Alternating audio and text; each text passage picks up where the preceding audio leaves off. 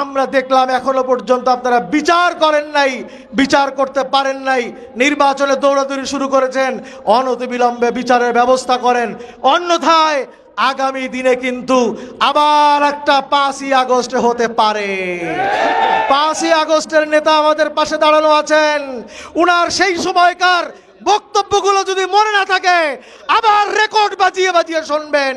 আমরা স্পষ্ট বলে দিতে চাই, আবার 5 আগস্ট হোক আমরা চাই না। যদি তেরিবেরি করেন আর একটা 5 আগস্টের জন্য দেশবাসী প্রস্তুত আছেন। কথা বলেন ঠিক কিনা? আমরা অহেতুক কোনো কারণে নামি নাই। ইসলামী আন্দোলন বাংলাদেশ নিয়মতান্ত্রিক আন্দোলনে বিশ্বাসী। আমি আপনাদের কাছে তথ্য পেশ করছি। আমাদের দাবি, এই জুলাই সনদের আইনি ভিত্তি দিতে হবে, পিআর সিস্টেমে নির্বাচন দিতে হবে।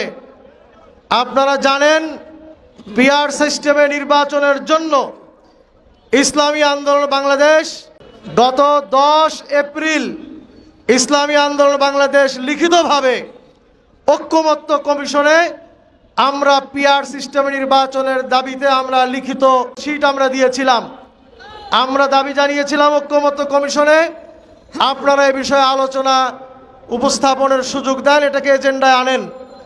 আপনারা দেখলেন তারা অদ্যাবধি পর্যন্ত লোয়ার হাউসে পিআর এর ব্যাপারে তারা এজেন্ডায় আনতে সক্ষম হয় নাই, যে কারণে গত 15 তারিখ অর্থাৎ এ মাসের 15 তারিখে আমাদের আমির সংবাদ সম্মেলনের মাধ্যমে কর্মসূচি ঘোষণা করতে বাধ্য হয়েছে। তার মানে 5 মাস আমরা অপেক্ষা করেছি। 5 মাস 5 দিন পর্যন্ত আমাদের কেন্দ্রীয় নেতৃবৃন্দ ঐক্যমত্য কমিশনে গিয়ে বারংবার আমরা দাবি তুলেছি, এটাকে এজেন্ডায় আনেন। আমাদের আমির, নায়েবে আমির সহ নেতৃবৃন্দ সভা সমাবেশে বিষয়ে বক্তব্য দিয়েছেন। আমরা কি দেখলাম? সরকার এবং ঐক্যমত্য কমিশন পিআর এর বিষয়ে সামান্যতম আলোচনার জন্য এজেন্ডা পর্যন্ত আনতে তারা সুযোগ পায় নাই। তারা বলে আমাদের উপর থেকে নিষেধ আছে। আমরা আওয়ামী আমলে শুনেছি উপরের নির্দেশ, উপরের কথা।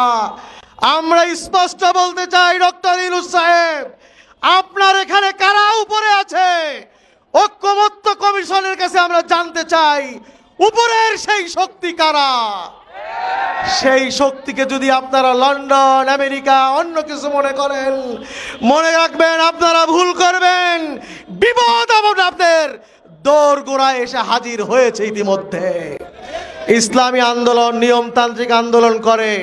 আমাদের আরেক দাবি, জুলাই সনদের আইনি ভিত্তি দিতে হবে।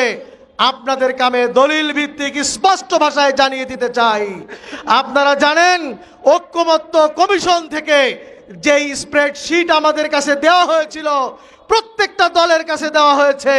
কি দেওয়া হয়েছে? সেখানে বলা হয়েছে যে এই যে বিষয়ে মন্তব্য আপনারা দিবেন, এটা কিভাবে বাস্তবায়ন করা হবে এ ব্যাপারে সেখানে 6টা পয়েন্ট দেওয়া হয়েছে। সংবিধান সংস্কারের ব্যাপারেও 6টা পয়েন্ট ছিল যে আমরা কিভাবে এটার বাস্তবায়ন চান। আমি সংক্ষেপে বলি, সেখানে 6টা পয়েন্টের মধ্যে একটা ছিল নির্বাচনের আগে অধ্যাদেশের মাধ্যমে জুলাই সনদ বাস্তবায়ন হবে কিনা, সংবিধান সংস্কার হবে কিনা, একটা পয়েন্ট। দ্বিতীয় পয়েন্ট ছিল নির্বাচনের আগে গণভোটের মাধ্যমে। 3 নম্বরে ছিল নির্বাচনের সময় গণভোটের মাধ্যমে। 4 নম্বর ছিল গণপরিষদের মাধ্যমে। 5 এবং 6 ছিল যেটা কিনা নির্বাচনের পরের হিসাব। সেখানে বলেছে নির্বাচনের পরে সাংবিধানিক সংস্কারের মাধ্যমে, এবং 6 নম্বরে ছিল গণপরিষদ ও আইনসভা হিসাবে নির্বাচিত সংসদের মাধ্যমে। ভাইয়ের আমার, আমি স্পষ্ট ভাষায় বলতে চাই, এই 6টা অপশন দেওয়া হয়েছে। এই যে সংস্কার প্রস্তাব বিভিন্ন দল করবে, আপনারা কিভাবে কোন সময় এটার বাস্তবায়ন চান, সেখানে আমরা টিক মার্ক দিয়েছি। আমরা কি দেখলাম? ঐক্যমত্য কমিশনে 5 মাস সময় ব্যয় করলেন নেতৃবৃন্দ, দেশের হাজার হাজার টাকা, লক্ষ লক্ষ টাকা খরচ করে, সময় ব্যয় করে আমরা সেখানে গিয়ে মতামত দিলাম। আমাদের নেতৃবৃন্দ বক্তব্য দিলেন। যখন এগুলো সকল মন্তব্য নেওয়া শেষ, এখন আর ঐক্যমত্য কমিশনার ডান বাম বোঝেন না, কোথার থেকে ইঙ্গিত এসেছে এখন তারা বলতে চান তারা বলতে চান এখন যদি সংবিধান সংস্কার করি এটা পরবর্তীতে চ্যালেঞ্জের মুখে পড়বে। কোন দুই একটা দল বলছে, আমাদের বক্তব্য স্পষ্ট, আমরা বলতে চাই যদি তাই হবে কেন তাহলে আপনারা এই 6টা অপশন আপনারা দিলেন? তাহলে আমরা স্পষ্ট বলতে পারি এই 6টার মধ্যে 4টাই ছিল নির্বাচনের আগে বাস্তবায়নের ব্যাপারে মতামত চাওয়া হয়েছে। আমরা এখন বলতে চাই আপনারা কেন দিয়েছেন? যদি এখন বলেন এটা করা যাবে না, আইনের সমস্যা, আমরা বলতে চাই দুটো কারণ হতে পারে, দুটো বিষয় হতে পারে। ঐকমত্য কমিশন আমাদেরকে এতদিন যে ঐকমত্য কমিশন নিয়ে সময় ব্যয় করিয়েছে এটা ছিল তাদের ধোঁকা, প্রতারণা, জাতির সাথে প্রতারণা ছাড়া আর কিছুই নয়। অথবা আর একটা কথা আছে, আপনারা হয়তো আইন বোঝেন না, যে কারণে আপনারা ওই অপশনগুলো আগে দিয়েছেন, এখন বলতেছেন এগুলি আইনে নাই। 3 নম্বর আর একটা অপশন আছে, আপনারা হয়তো সুনির্দিষ্ট কোন দলের কাছ থেকে ইতিমধ্যে ট্যাবলেট খেয়ে বসে আছে। আমরা বলতে চাই দেশের জনগণ ট্যাবলেট ক্যাপসুল চিনে না, দেশের জনগণ যে জন্য রক্ত দিয়েছে। আপনারা যদি যেই 9-6 শুরু করেছেন, আমরা দেখতে পাচ্ছি আপনারা যেভাবে এক পেশে আচরণ করছেন, আমরা স্পষ্ট ভাষায় বলে দিতে চাই বাংলাদেশের ছোট দল বড় দল ইতিহাস গুণে হয় না।